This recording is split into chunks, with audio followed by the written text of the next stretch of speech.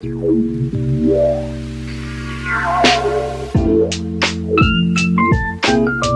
everyone, welcome back to my channel. It is Drew here from Lone Fox, and today I have another IKEA hacks video for you. I get requested to IKEA hacks all the time, and honestly, walking around IKEA and looking for projects to create is one of my favorite things to do. I always find so much inspiration there, and I get very creative when I go. So all around, it's a win-win for both of us because I have 4 really exciting projects for you guys today. Now, the crazy thing is that I personally was able to film all 4 of these projects in just one day. I have never been able to film all my projects in one day. Traditionally, it takes me about 2 days to finish all my projects, which means that these projects are super achievable, but at the same time, they're also very impactful. Like, they're a great change from the original, and I think that you guys are going to love them so much. Now, if you are not a part of the Lone Fox family, you're missing out. Make sure to click that red subscribe button. Also, click the bell icon next to the subscribe button. That way, you are notified every time I upload a brand new video. And also, guys, don't forget to follow me over on Instagram. I post so much more DIY content over there. It is Lone Fox Home. And I've also recently been so into TikTok, you guys. I posted like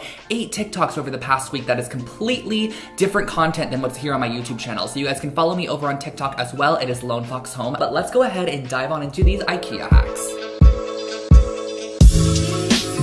Our first project here is such a cute pillowcase, you guys, and I got inspo from this one right here, which I'll link below for you guys. I found this on Wayfair's website, but it was like $160 for the pillow, and I was like, we could totally recreate this with an IKEA pillowcase. So I'm using the Vigdis pillowcase by IKEA, and I'm also getting some tone-on-tone yarn. Now, you could totally adjust this. You could have this be colored, or you could have it be, you know, tone-on-tone like I'm doing, but I'm going ahead and I'm grabbing 3 strips of yarn here. These are probably about 2.5 yards each, and I'm going to be braiding these into a long section because we're going to need multiple braided sections of yarn, which we're then going to be able to use to create the design on the front of the pillow. So the design is totally optional as well. I'm going to be following a similar motif as the original pillow that I shared with you guys from Wayfair. But as you can see here, I'm just going through and doing a simple braid. I honestly don't even know how to describe how to do a braid. All you have to do is bring your right strand over the middle, your left strand over the middle, and repeat all the way down until you have your braided section.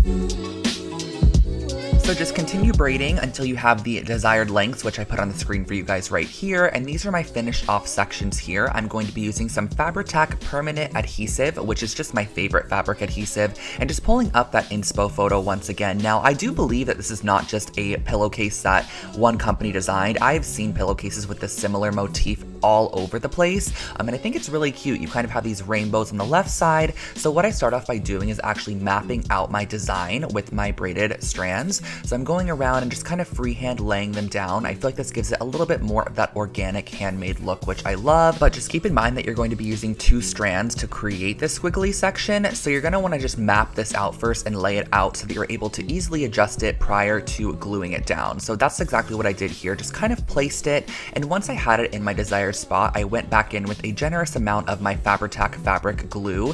And I can tell you guys right now, this is about 2 weeks after filming this video that I am doing this voiceover, and my pillow is in perfect condition. I have been putting it on my bed for the past 2 weeks, and it is so cute. I'm just obsessed with it. The Fabri-Tac adhesive really holds it down as well, but if you want to, you could totally go in there and sew it.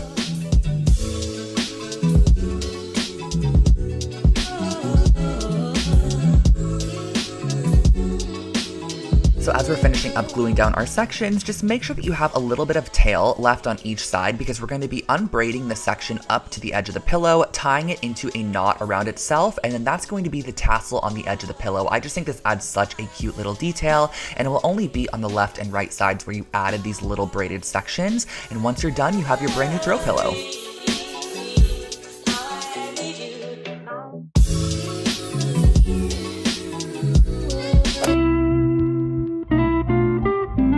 For our second project, I came across this Ivar shelf unit side piece while I was rummaging around the warehouse section of IKEA. I had no intention on purchasing this, but when I saw that they were sold separately, I ended up buying one. I brought it home and I started drilling through every other hole in this shelving unit. So basically the interior section here already has these pre-drilled holes, which basically determine the different heights that you could put your shelf at once you had 2 of these on either side of the unit. But I just went ahead and drilled fully through the holes, and then on the back side, I flipped it over and re-drilled through just to make sure that we had a section which we could then go back through and thread some string through just to make a little bit more detail on the edge of this blanket ladder, which you guys are going to see.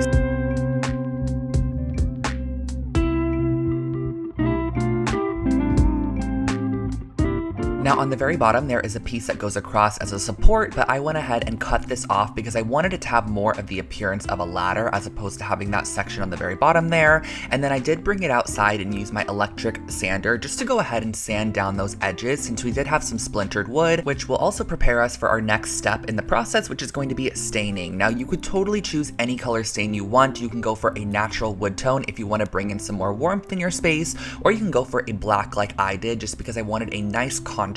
And I also was originally going to be using some kind of orangey leather faux cording, but I ended up not being able to use it because I didn't have enough of it, which sucked. So I had to go through with some macrame cording in the end to fill in the blanks. Now, if I knew I was going to use a macrame cording, I probably would have opted for something a little bit more warm toned, but do not worry, I still love the way that this piece ended up turning out. So I used the classic black stain just on a foam brush, and I applied this on the entire exterior of the blanket ladder, the front and back sides, and all of the undersides as well. You're also going to want to try to get it into some of those holes and just let this dry overnight prior to going in with your macrame cording. So this is just some macrame cord here. I ended up cutting it to be 3 times the length of our blanket ladder, and I'm also going to be using a little bit of painter's tape just on the ends of our macrame cord, and this is going to almost act as a needle, which we can then go ahead and use to thread through our holes. It's just much easier than using the macrame cord itself. I just find that the painter's tape kind of allows you to grip it a bit easier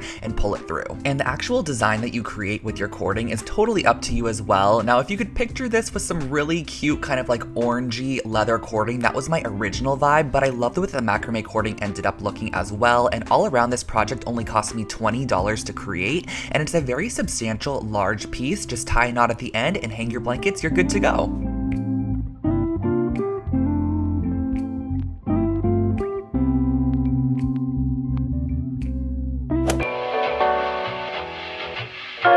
One of my most requested IKEA hacks is to create more versions of the Lowell House rug, which I have done a couple times on my channel here. I've showed you guys how to create your very own designs and patterns on top of them. So this is basically a braided jute rug, and what I started off by doing was actually cutting a 12-inch strip of painter's tape and applying it to the exact center of our rug. We're going to be working from the middle out. So once you have your middle piece stuck down, I'm actually counting 2 knots out from the edge of the tape, and I'm applying a new piece of tape. So every single revealed section that is not covered with tape will be the width of 2 knots, which you can kind of see in the video here. As you can see, everything is just 2 knots wide, and then I'm adding my painter's tape, and this is just a very, very repetitive pattern from here on out. You're going to start off with something like this, and you're just going to continue adding sections like this, making sure that you're spacing them out every 2 knots, because the 2 knot sections that are not covered in tape are actually going to be spray painted, and that's going to be what reveals our design into the end. So I work from the middle out, ensuring that I'm spacing them out pretty evenly.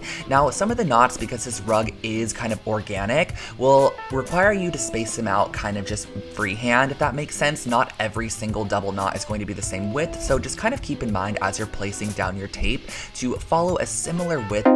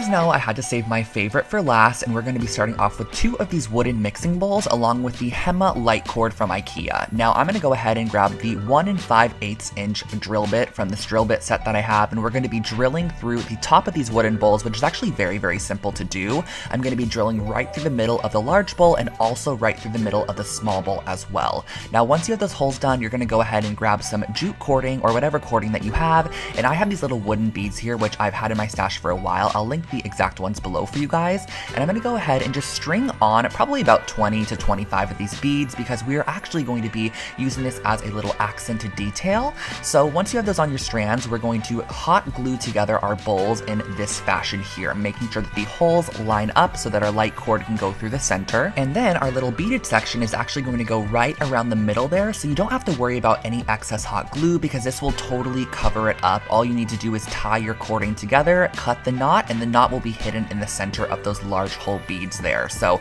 this just, I think, adds such a boho cute little detail. And I also wanted to add a little bit of detail to our light cord, which I've never done before. I always just leave the light cords as is, but for this particular piece, I wanted it to kind of have that very natural kind of fiber accent that kind of just ties back to the warmth of the bowl. So I went ahead and I wrapped my cording with that jute there, and just every about 20 or 30 wraps, I suggest is adding a little bit of hot glue.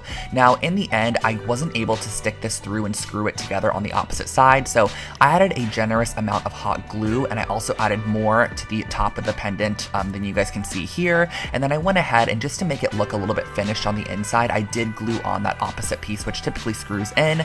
Add your light bulb, and that finishes off this piece.